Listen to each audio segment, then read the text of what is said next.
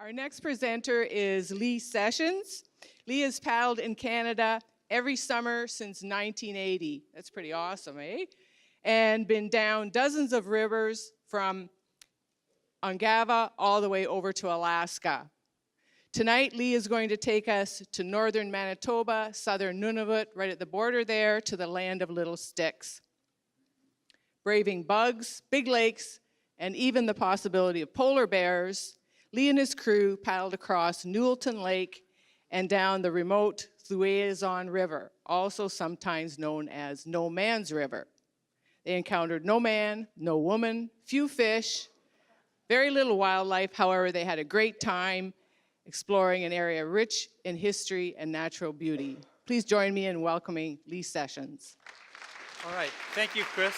And thank you to the audience for listening for such a long day here. This is great. Last spring, we were trying to figure out what trip to do, and we had 4 of us lined up. And Jenny and Chris and I had paddled before across Ungava with a bunch of folks that was covered here, and another guy, and we were trying to figure out what trip to do. We were thinking of doing this area around Newelton. I had been inspired by P.G. Downes' book, which I had read long ago. So long ago that I had a memory of it as being a great book and a great story. And so we thought we'd go do that. But then that guy had to drop out. And later on, we picked up Kurt, who's here in the audience today and promised to keep me honest about anything that I said about him.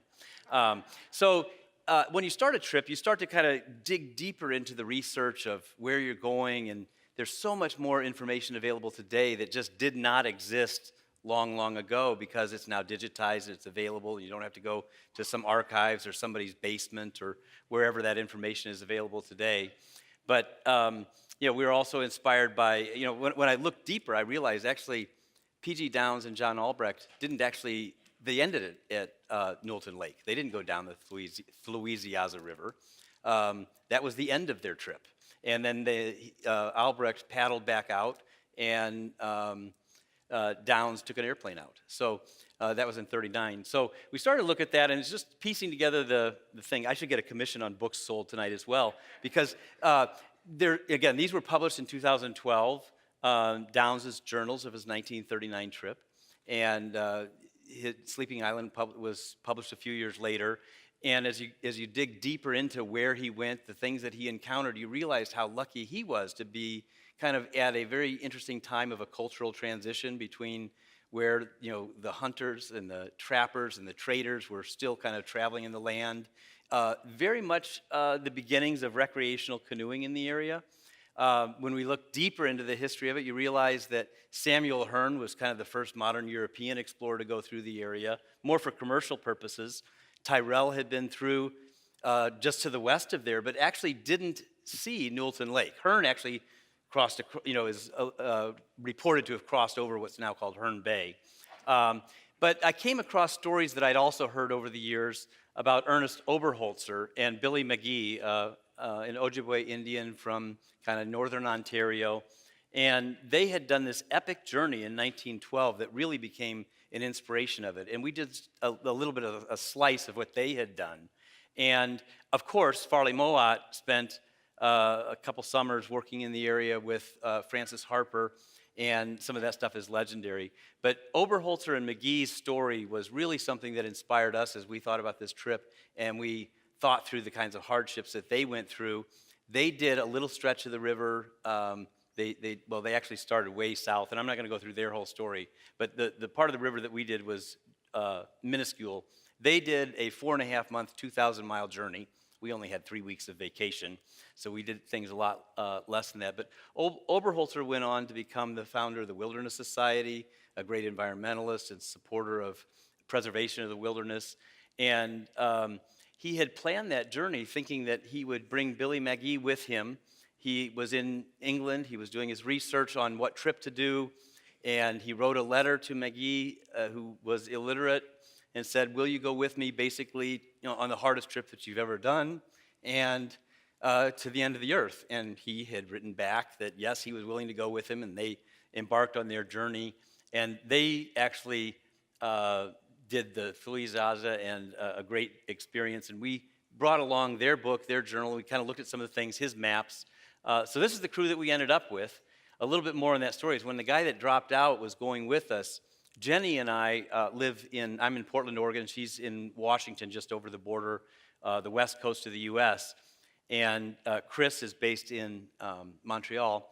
And the other guy was going to bring his canoe from Minneapolis and also a shotgun for bear protection and a bear fence. And Jenny and I've got pack boats, but I didn't want to have to haul them across the country. And we have all kinds of difficulty getting things on airplanes today. So I called Chris, and I was just about to abandon the trip. And I called Kurt, and I said, well, we're trying to put this trip together. We want to make it go. But, we need somebody that has a canoe. And he says, do you want a 16-footer or a 17-footer? And I said, well, and, we think there could be problems with polar bears, and just out of an abundance of caution, we like a gun. And he says, great, I got one. So one thing after the other, so Kurt was in. And so I should go back and also mention that both Oberholzer was a young Harvard guy, and he brought Billy Maggie with him, who was like 20 years his senior, and an experienced canoeist. They had planned to hire a local guide, and they could never find one. So they basically went out into an unmapped, unexplored area with very little local knowledge of where they were going, and very preliminary ahead of most of the fur trade. So, so this is the route that we actually did, and I picked up bits and pieces from things that I was able to read and people that I talked to. We realized that we had more time available. We could probably do the whole river like Oberholzer did in about 15 days. He did it in late August, early September in freezing conditions, and he was consulting Tyrrell's reports and realizing what dire circumstances they were in as they raced to the coast. But so we decided that we would paddle a portion of Newellton, and then I was talking to Brian Johnston and some others and realized that we could just pop over into Windy Lake and then work our way up Windy River and then along on the route there. So, but a really scenic trip. Oberholzer actually mapped the river in 1912 using a pocket watch and a compass, and his map was relatively realistic. He tried to get some of the, I guess it was the Geographic Survey to publish his map, and they didn't think it was acceptable, but it actually is a pretty accurate map, and we were able to consult that as we went along. So all these trips have difficult logistics at the beginning and the end, nothing like Oberholzer and McGee had riding the train, or nothing like some of the other trips, but we assembled ourselves in Winnipeg and drove to Thompson. We had planned to fly out from the end of the river back to Churchill and then take the train, but a lot of people may have heard that the train washed out last spring. So thanks to all of you who called me to let me know that the train was no longer running, we managed to find an alternate way out. And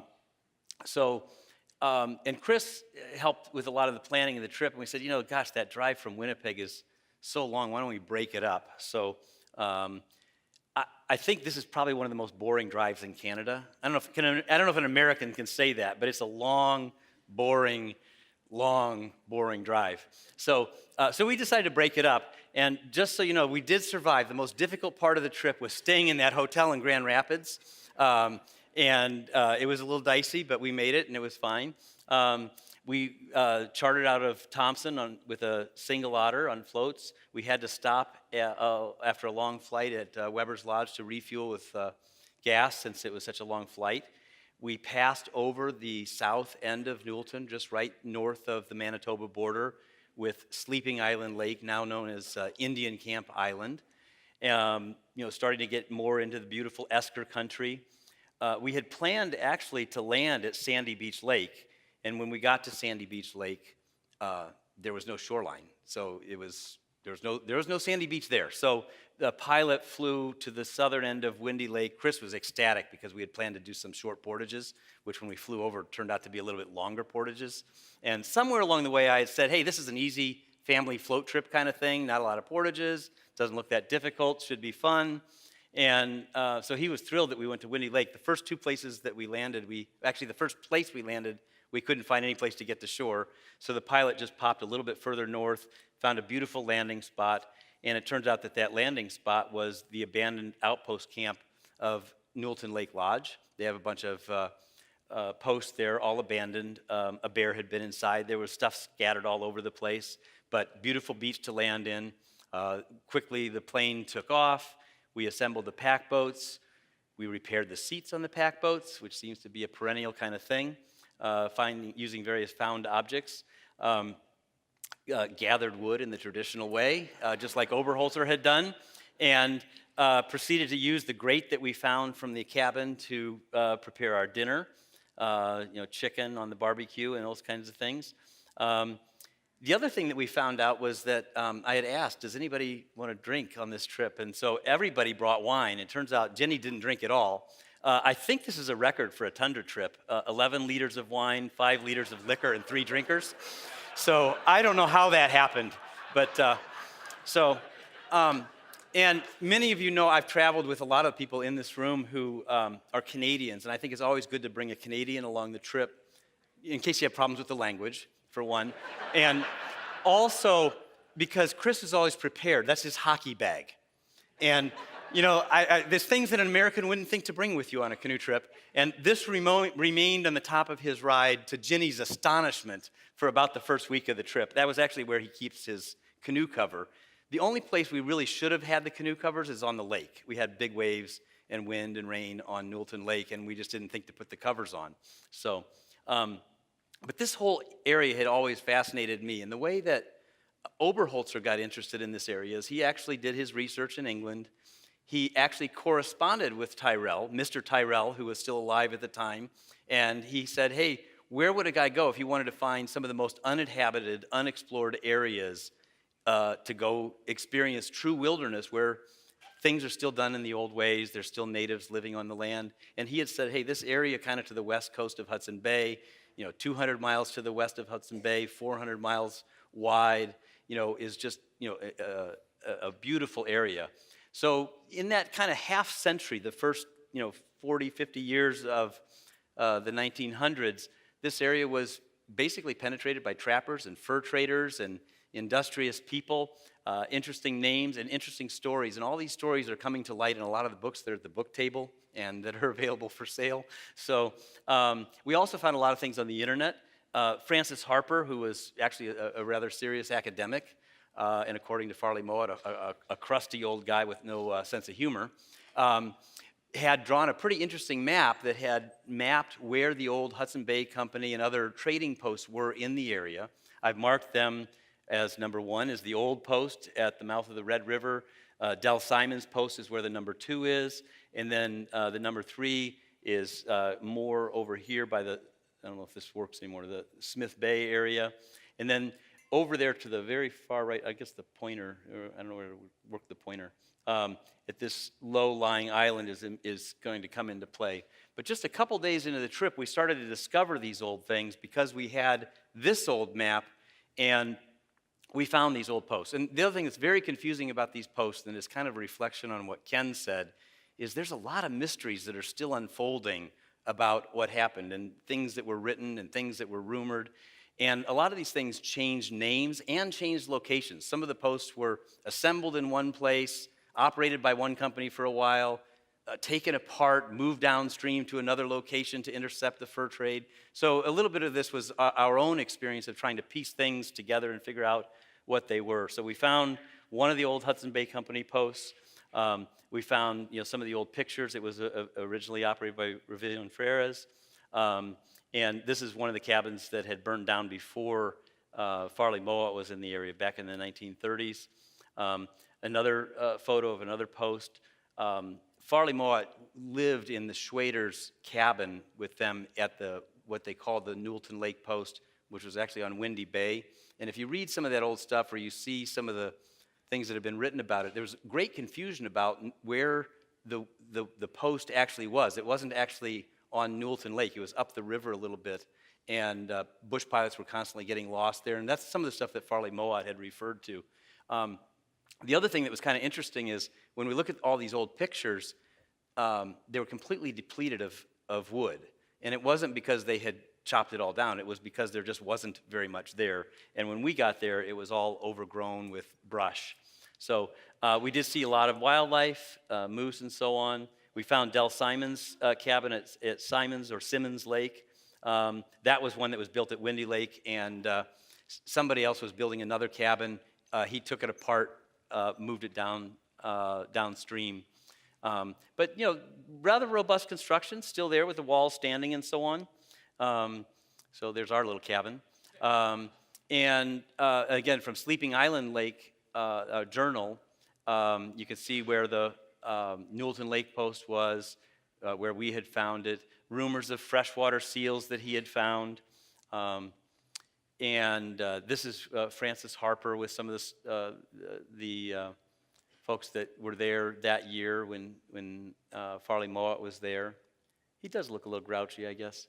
And this is the place where Farley Mowat stayed, and really the inspiration for his fiction. And again, when you talk about all this research, and you look at some of the journals and the original source documents, and then you read some of the stories that he came up with, it was kind of mind-boggling to see.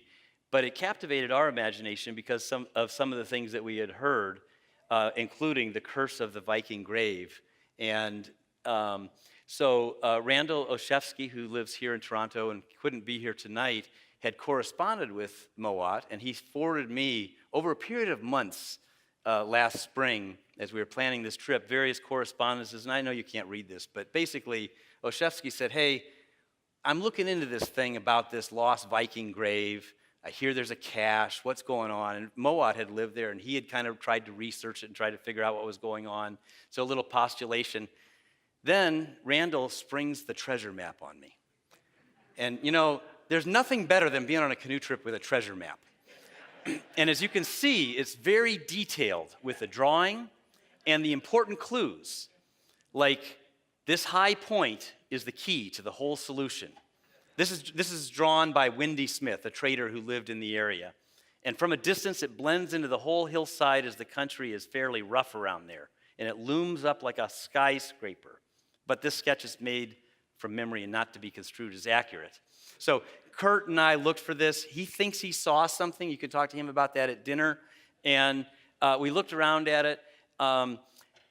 Then this is the area in which this Viking grave or famous cache allegedly built by Europeans was supposed to have been. We were at that low-lying island where the star is, and we were planning to search that afternoon on the North Shore, and a big storm hit. But so anyhow, the other thing Randall dug up for me was the RCMP report, which detailed the report by Windy Smith, who was living in Churchill at the time, talking about that. The RCMP officer who did the investigation says the cache in question definitely exists. It does loom up like a skyscraper. We didn't actually find it, and we're not going to look for it. And Smith is a confirmed booze artist. So, but we saw these big storm clouds coming, so we thought, discretion being the better part of valor, we decided to leave some mysteries for some of you to go find. And so this is one of them that remains undiscovered, although a lot of people have been looking for this cache. So we very quickly set up camp on this low-lying island and did everything we could to keep the tents from blowing away. There's Kurt, who's in the audience, one of the few pictures I have of him. Some very nice, interesting clouds, some rainbows. And then I'm going to kind of go real quickly just through some other things, because I think that was kind of the most interesting kind of historical part of the trip. But the river is pretty cool. And so, Windy Post, we found the Wolf Esker, which is one of the things that Farley Mowat had written about. We worked our way down Smith Bay. Brian Johnson has also told me about his trip where they did a little shortcut, 2 short portages, and through Shortcut Bay, Hidden Valley that some folks had written about. And then we worked our way up Newellton, where we got windbound a couple of different times. This is just, part of the shore. Newellton's over 100 miles long north to south. And as you can imagine, you get some pretty big breakers on there. But this is when we were able to travel. And again, we probably should have put the covers on at some point around here.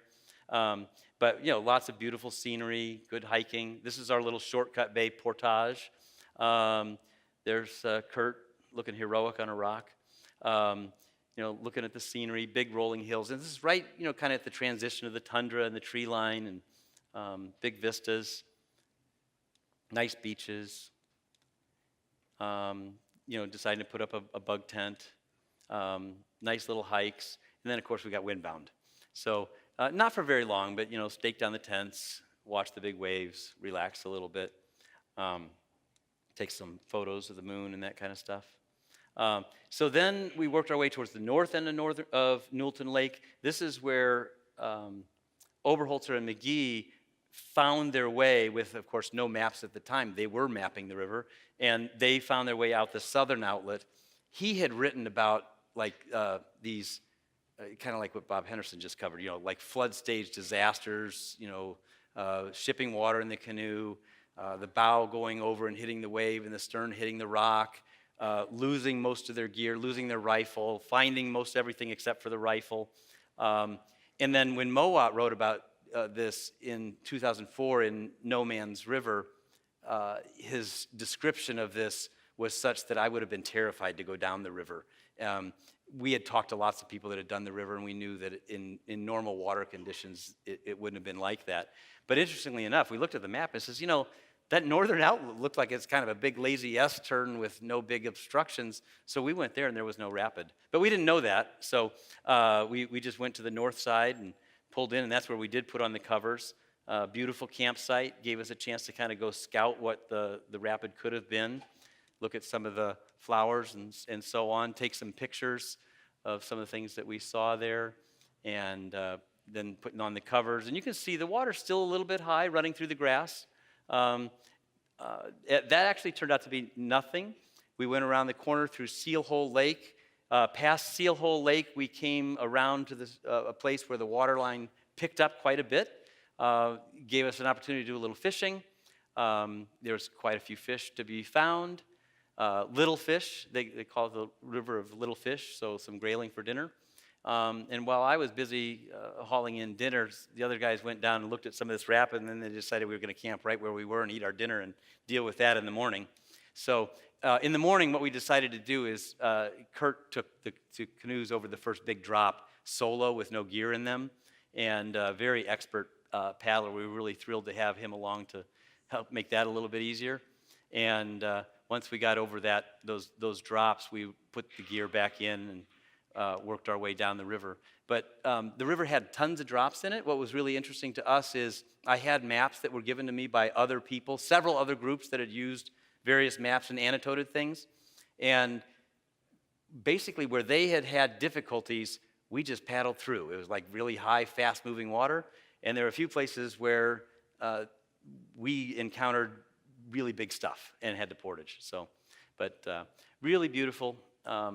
Big water, runnable, big drops, rocks to avoid at the end. As we're doing this, we're thinking constantly about Oberholzer and McGee. So Oberholzer, again, he was in his 20s, Harvard guy with this older, wiser Indian who said, oh yeah, we can run this one, you just got to avoid those rocks at the end. But he was actually a very good paddler and could kind of navigate their way through these rapids. And then Oberholzer and McGee also talked a lot because Oberholzer was very curious about the Ojibwe history, and they hadn't really encountered any people. So they were learning about things, and as they were paddling a slow stretch of water around here, he heard a giant fish behind the canoe. And McGee said, I don't know what kind of fish that could be. Down in where I come from in the Minnesota, Ontario area, we don't have fish like that. And so it popped up again, and then McGee got out the gun and started shooting at it, and Oberholzer was screaming at him, saying, don't shoot it, and so it was actually a seal, and the seals come up, 150, 180 miles up the river. This is Portage Rapids, which obviously you can see we did not, but Kurt was actually most happy on this trip whenever there's whitewater. He didn't like the lake parts of it because it was a little bit slow, and I think just for fun, he thought it would be good for him to take me right down the middle. There were a few bugs. That was the other thing that worried me about this area. They call it the land of little sticks. That means the land of lots of bugs. So we were happy to have a mesh tent to get out of that. Chris prides himself on never wearing a bug net. But there were times when the bugs were bad. So lots of fast-moving, fun water, beautiful scenery, little trees, 6-6. We named all of our campsites after things that we saw. So this is 6-6 campsite. So there's where Kurt did a solo. Gull Island, we found a gull. 6-6 camp, a whaleback island, some things like that. And again, we had Oberholzer's map from 1912, which showed a lot of the same kinds of things that made sense to us. Some of these rapids we looked at and we said, oh boy, this is one that we actually had to do some kind of tricky, ferry all the way to the other side of the river. And then at the very bottom, we portaged around it. Kurt was convinced that we could run it, but we were not convinced we could. So we did a short portage right around that stuff, and then that's where we put back in at the bottom of that one. But really beautiful, fun, fast, clear. Camping was okay, not too bad. We certainly didn't have any of the problems that Bob just described. And again, beautiful maps. Now we're heading down towards Adahan Lake, which is the big lake near the bottom. You always have this kind of vision of the pristine beauty of the far north and how wonderful it is to be there. And we knew that there was like an abandoned mining camp, and we thought we'd avoid it, but you see all these things and you got to go look. So we went and got out and took a look, and it's like they just had walked away from it. They'd left food in there. Guess what happens? The bears get in, they ransack everything. They don't know how to use doors. Mining samples, core samples. And we did not have a chance to do our wash. So, but we didn't have a chance to use that either. Then we had, nice smooth water before the rain hits. Then the rain hits. We're in and out of rain, wearing our rain gear a lot. Some other beautiful campsites. Nice ridges to kind of hike up in some places. Wind would pick things up. This is getting a little bit further down the river. Oberholzer also talked about finding old wigwam poles. He sawed them up for firewood. But this area had been, they found in most places where they got out of the canoe in 1912, there were signs of Indians that had camped in that area, or further north, or further east, places where the Inuit had been. But we found all kinds of old wigwam poles in places where we got out. There's a peat bog. We did a little bit of hiking when the wind got really bad. Here's Chris sent me this picture. This is what he calls me, Lee, demonstrating leadership in a windbound moment. But we got quickly back on the river. Nice, fun rapids. Big squalls that came through, and as we were doing this in July, not too bad. It wasn't too cold, but we'd all been reading Oberholzer's journal where he talked about just how frigid cold it was, and they had some strange way where Billy McGee and Oberholzer would crawl under the canoe to sleep. And they would kind of both go under, and they'd put their legs under the thwarts, and their heads would knock together. And I was just so happy that we had tents. But several times we had to kind of wait out squalls, and we look a lot happier than we probably really are. Jenny was not really happy. I say we didn't see much wildlife, but I guess we did see a few tundra swans. Now, this is another one of those mysteries that I hope somebody here can help us find, because maybe someday they'll publish this in some book or something. But we marked all these places with GPS, so you can find it on our website and see where these locations are. But we came, past the place where the baby ptarmigan was. There's this little island that we came to, and on that little island, that's what the island looks like. At the top, there's a grave. And it looks like it's a pretty finely carved thing. It says, "Here lies wilderness, MM1." So if anybody here knows what that is, or finds something in an archive somewhere, that somebody went to a lot of trouble to carry that rock up there, to put it there, and we have no information about it. So there's still some unsolved mysteries in this area. But the river varied from kind of narrow and fast to wide and slow. Lots of little rapids, kind of picked up some speed as we got further down. There's some beautiful islands that we camped on. You can see where as you get further down the river, the high sides of the upstream sides have big gravel push-ups, and the other side has a place where you can usually get out. Also found places with beautiful sand beaches. And now we're getting down towards the very end of the trip. We did a little bit of hiking where we found some interesting artifacts and so on. Got to Ranger Seal Lake, found a place with a cache, and then our final camp. Now I mentioned we were planning to, so the way a lot of people do this is they paddle down to the bay, and then they have a boat pickup that takes them back to Arviat. And it's a great experience culturally to get to visit Arviat. It's just extremely expensive because you have to pay for the boat, and then you have to pay for the commercial flight to take you to Churchill, and then back south again. And so as we researched it, we just decided we didn't want to do that. In our plan, we actually researched it, and it turned out that there was a helicopter available that could carry us all in a relatively short, relatively inexpensive flight back to Churchill. And then we'd get a chance to go see Churchill. But when the train got washed out, that plan went away. So we called Wings Over Kississing, and they said, sure, they could pick us up, but we had to stop well short of Hudson Bay because they wanted a place before the river braids out and gets really shallow. And so I've done this a few years, so I always go where the pilot tells me to go, and I went and talked to their pilot, and I said, where do you want us to be? And I get out my map, and he looks at it, and he put a big X on it. And so at the end of the trip, we went to where he told us to be, which turned out to be just a little bit too shallow for the floats. And I don't have any pictures of that either, but we did pop a float when he was trying to get out. But there's always adventures getting in and out.